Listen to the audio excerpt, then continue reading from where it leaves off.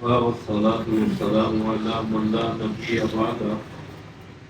أما بعد فأعوذ بالله السميع العليم من الشيطان الرجيم. بسم الله الرحمن الرحيم. إنا نحن نزلنا الذكر وإنا له لحافظون. وقال النبي صلى الله تعالى عليه وسلم خيركم من تعلم القرآن وعلمه. وقال النبي صلى الله تعالى عليه وسلم الدين النصيحة. صدق الله العظيم.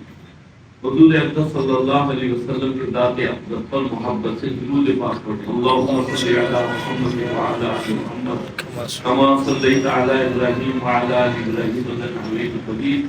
اللہم بارک علی محمد وعلی آل محمد کما بارکت علی ابراہیم وعلی آل ابراہیم انک حمید مجید.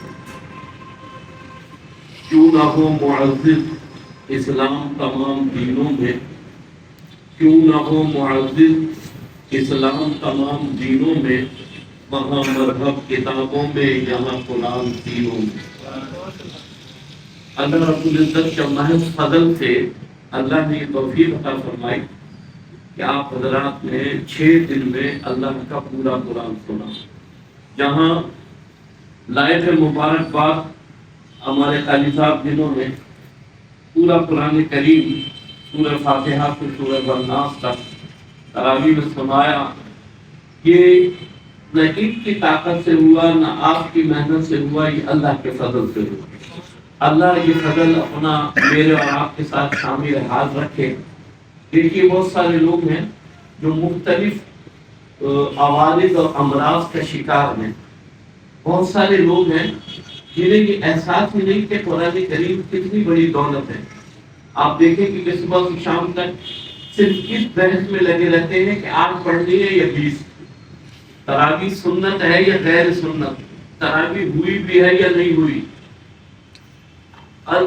ان تمام چیزوں سے ہٹ کر قرآن کریم کا سننا ہی باعث رحمت اور باعث برکت ہے. کیوں؟ اس لیے کہ پہلے اسے اللہ نے پڑھا ہے، پھر جبریل امین نے پڑھا ہے، پھر سرور کائنات نے پڑھا ہے. اور میں نے جو خطبے میں آیت پڑھی ہے اس میں اللہ نے کہا ہے کہ میں نے نازل کیا ہے، میں ہی حفاظت کروں. تو حفاظت کے یہی ذریعہ ہے کہ سینے میں محفوظ ہے، سننے والے سن رہے ہیں اور محبت کرنے والے محبت کر رہے ہیں.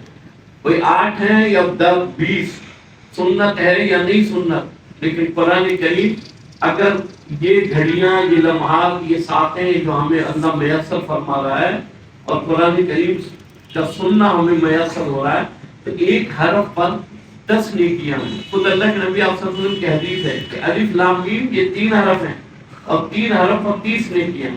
اور پھر رمضان المبارک میں جہاں ایک عبادت کا 27 درجے بڑھ جاتا ہے، تو وہاں ذرا آپ اندازہ لگائیں کہ پورے قرآن کریم کے حروف اور پھر ان کے اعتبار سے نیکیاں، یعنی میں اور آپ کیلکولیٹر اور اس میں فیل ہو سکتے ہیں کہ لہم مغفرۃ و اجر عظیم. اللہ کے ہاں جو اجر ہے وہ اللہ جانتے ہیں. اللہ پورا اجر عطا فرمائے. تو اس کا بدل ہم کچھ نہیں دے سکتے، نہ آپ دے سکتے نہ دے سکتے، اللہ کی ذات دے سکتی. تو بہت خوشی ہوئی کہ احباب کو اللہ رب العزت ہر سال ایسی توفیق مرحمت فرمائے اور اللہ رب العزت اپنے قرآن سے ہمیں جوڑے رکھے اور قرآن کریم کو پڑھنے پڑھانے والا، سننے سنانے والا بنائے رکھے.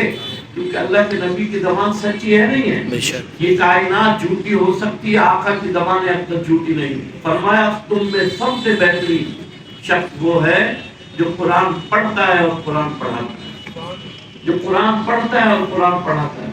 جب اللہ کے نبی نے کہہ دیا تو اس سے زیادہ اور مجھے اور آپ کو کسی اتھینٹک کی کیا ضرورت ہے کسی کے بھی تصدیق کرنے. جب اللہ کے نبی نے کہا ہے خیرکم من تعلم القرآن وعلمہ، تم میں سب سے بہترین شخص وہ ہے جو قرآن پڑھتا ہے اور قرآن پڑھاتا ہے. تو اللہ رب العزت بھائی محمد عدنان، بھائی مصطفیٰ، دیگر احباب جو خدمتوں میں لگے رہے. اب دیکھیں نا 6-7 دن صفوں کا بچھانا، مصلی کا وقت کا اہتمام کرنا، یہ ساری چیزیں اپنی جگہ ایک معنی رکھتی ہیں. آپ حضرات کی سب سے بڑی محنت جیسے 6 سپارے سننا، پھر دوڑنا، پھر افطار کرنا، پھر دکان چھوڑ کر آنا، پورا قرآن سننا. اب قرآن کریم سن لیا لیکن تراویح جو ہے وہ شوال کے چاند رات تک ہے.